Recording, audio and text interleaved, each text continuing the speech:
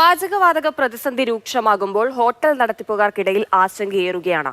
അടച്ചുപൂട്ടലിന്റെ വക്കിലെത്തി നിൽക്കുകയാണ് തിരുവനന്തപുരത്തെ മിക്ക ഹോട്ടലുകളും. പൂർണ്ണമായും ഗ്യാസിനെ ആശ്രയിച്ചിരുന്ന ഹോട്ടലുകളിൽ ചിലത് വിറകടുപ്പുകളിലേക്ക് മാറിയിട്ടുമുണ്ട്. പാചകവാതക പ്രതിസന്ധി കുറച്ചധികം ദിവസങ്ങളായി തട്ടുകടയും ഹോട്ടലും ഒക്കെ നടത്തുന്നവരെ വല്ലാതെ ആശങ്കയിലാക്കുന്നുണ്ട്. ഞാനിപ്പോൾ നിൽക്കുന്നത് തിരുവനന്തപുരം സെക്രട്ടേറിയറ്റിന് നേരെ ഓപ്പോസിറ്റുള്ള സ്റ്റാച്യു ഹോട്ടലിന് മുൻപിലാണ്. നിറയെ കച്ചവടം നടക്കുന്ന ഒരിടമാണ്. ഇവിടെ ഇന്ന് വൈകുന്നേരമായപ്പോഴത്തേക്കും നിറയെ വിറകുകൾ കൊണ്ട് ഇറക്കിയിട്ടുണ്ട്. പാചകവാതക പ്രതിസന്ധി തന്നെയാണ് ഇതിനൊക്കെ പിന്നിലെ കാരണം. വിറകടുപ്പിലേക്ക് മാറാനുള്ള ഒരു നീക്കമാണ് നടന്നുകൊണ്ടിരിക്കുന്നത്. ചേട്ടാ, പാചകവാതക പ്രതിസന്ധി രൂക്ഷമാകുന്നത് തന്നെയല്ലേ ഇതിന് പിന്നിലെ ഭയങ്കര പ്രശ്നമാണ്. നമുക്ക് ഗ്യാസിന്റെ പ്രശ്നം എന്ന് പറഞ്ഞാൽ ഒന്നൊന്നര പ്രശ്നമാണ്. നമുക്ക് ഇത്രയും ദിവസം ഓടി ഇപ്പം നാളെ കട തുറക്കണമെങ്കിൽ നമുക്ക് വേറെ നിവൃത്തിയില്ല. ഞാനതുകൊണ്ട് ഇപ്പോൾ പുതിയതായിട്ട് ഇന്ന് കല്ല് വാങ്ങിച്ച് മേലിലേക്ക് കെട്ടിക്കൊണ്ടിരിക്കുന്നത്. പയ്യന്മാർക്കൊക്കെ ചെറിയ ബുദ്ധിമുട്ടാണ്.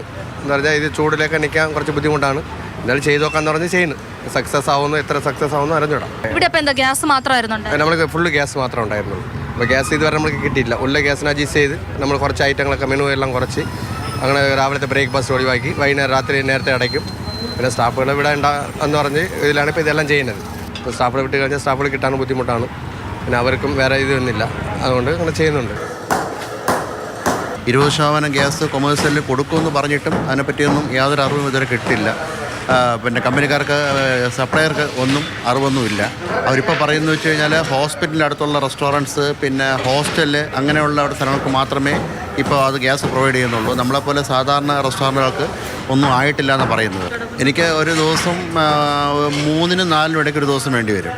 ഒരു ദിവസം അതും അത്രയും. ഇപ്പോൾ അവർ 20% തന്നു കഴിഞ്ഞാൽ തന്നെ എനിക്കൊരു മാസം 100 കുറ്റിയാണെങ്കിൽ 20 കുറ്റി അവർ തരത്തുള്ളൂ. അവരിപ്പോൾ പറയുന്ന അതുപോലും കിട്ടുന്നില്ല. 20 കുറ്റി കിട്ടിയാൽ എനിക്കൊന്നും പറ്റത്തില്ല. ആ 20 കുറ്റി കിട്ടുന്നതും കിട്ടാതിരിക്കുന്നതും രണ്ടും ഒരേ എഫക്റ്റാണ്. അതിനേക്കാളും എന്തായാലും വിറകടുപ്പിലോട്ട് മാറാമെന്ന് വിചാരിച്ചു. പക്ഷേ ജീവനക്കാരത് എങ്ങനെ സഹകരിക്കുമെന്ന് എനിക്ക് അറിഞ്ഞുകൂടാ. അവരിതിൻ്റെ ചൂടും ബാക്കി അവർക്കൊന്നും ചെയ്ത് പരിചയമൊന്നുമില്ല. അതുകൊണ്ട് എത്രത്തോളം സക്സസ് ആവുമെന്നും അറിയില്ല. സക്സസ് ആയില്ല എന്നുണ്ടെങ്കിൽ ഈ ഇൻവെസ്റ്റ് ചെയ്യുന്നതെല്ലാം വെറുതെ ആവും. രണ്ടും കൽപ്പിച്ച് ചെയ്യുന്നത് മാത്രമേ ഉള്ളൂ.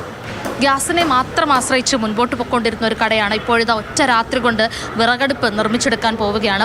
തട്ടുകടകളുടെയൊക്കെ അവസ്ഥ വളരെ പരിതാപകരമാണെന്ന് പറയാം. പലതും അടച്ചുപൂട്ടി, പലതും അടച്ചുപൂട്ടലിൻ്റെ വക്കിലാണ്. മുൻപോട്ട് ഇനി എന്ത് എന്നുള്ള ഒരു ആശങ്കയിലാണ് ഇവരെല്ലാവരും തന്നെ. ബിജു VS-നൊപ്പം ഇന്ദുലേഖ രേണു, മാതൃഭൂമി ന്യൂസ്.